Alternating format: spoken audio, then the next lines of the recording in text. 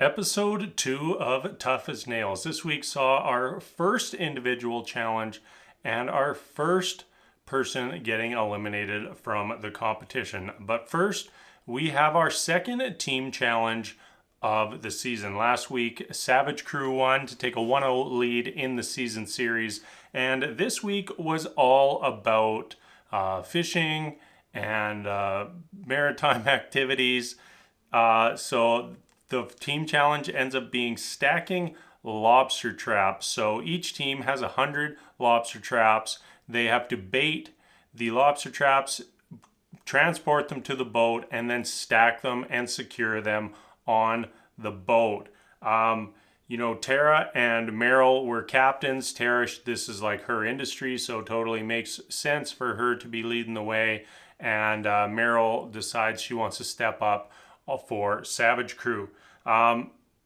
First thing, how about that scene where Mikey walks down with his lobster traps, pushes the Dirty Hands lobster traps directly into Freight Train and knocks him directly in the water. And he barely even flinched.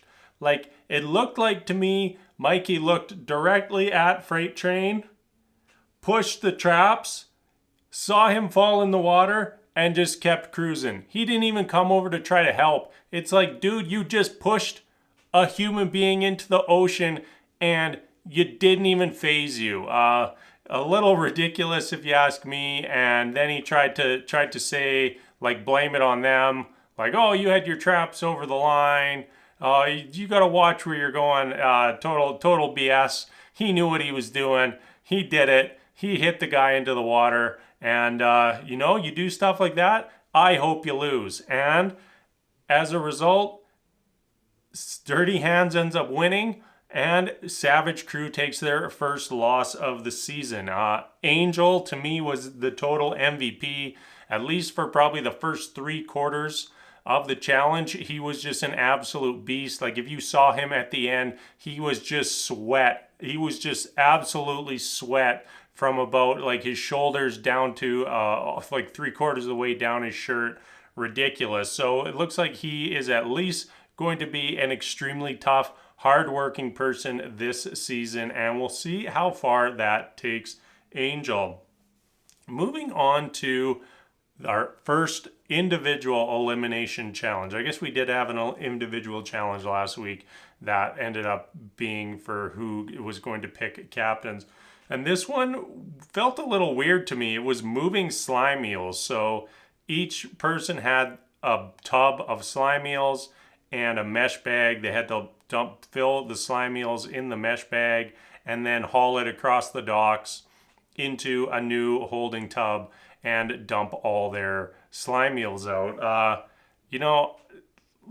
Most of the challenges that we had last year were pretty reasonable. The one that sticks out as being a little ridiculous was the garbage man one, where they had that garbage truck just flying down the street and people trying to run behind it. It was absolutely ridiculous.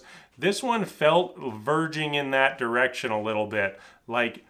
Really, you're gonna have these people move this tub of slime eels by just stuffing them in a mesh bag? And then running a ridiculous distance to drop them off. It just felt a little silly, and I would have preferred something that just felt a little more realistic. But anyways, this really just boils down to just being an endurance competition. Who's got the best endurance to sustain a high pace for the longest period of time, transferring all these eels back and forth? Not that much different than our challenge last week, and not that much of a different in the result, as Scott and Liz take first and second place once again, just as they did last week. And I think that at least in these endurance style challenges, they are just going to be front runners from now on. Tara and Swifty, they land themselves in OT. Looked like Mikey got himself in a spot of trouble. He absolutely destroyed himself falling down the stairs. Maybe a little bit of karma for pushing freight train into the ocean earlier. Who knows? So Tara and Swifty land in OT, and they're back on the boat. Swifty, he's injured. Tara's also injured, and it was painful to watch. Swifty hit a point where like he couldn't even move, couldn't like stand on his own feet because he basically has an open sore on the bottom of his foot. It's just excruciating pain every time he steps. On the other side of the thing, Tara essentially has one hand because she can't move her thumb on her hurt hand, and in the end ends up walking away probably about 3/4 of the way through the competition to go get medical attention. So, one thing I didn't like about this scene is like we see everybody like yelling at her to come back, and I just don't like the expectation for other people to, potentially permanently injure themselves for a chance at money. I don't like watching that. I don't like seeing that. And, if she's hurt, number one priority should be medical attention. Same with Swifty. He has that thing on his foot. He should be getting medical attention every chance he can because to me, it seems like he could just cause himself more pain and further damage by pushing through the pain. It just doesn't seem like it's going to work out well for either Tara or Swifty long term. So Swifty wins. He remains in the competition. Tara is our first person to punch out. And that's all we got for week 2 of Tough as Nails. So I'll be back again next Wednesday for episode 3. So until then, we'll see you later.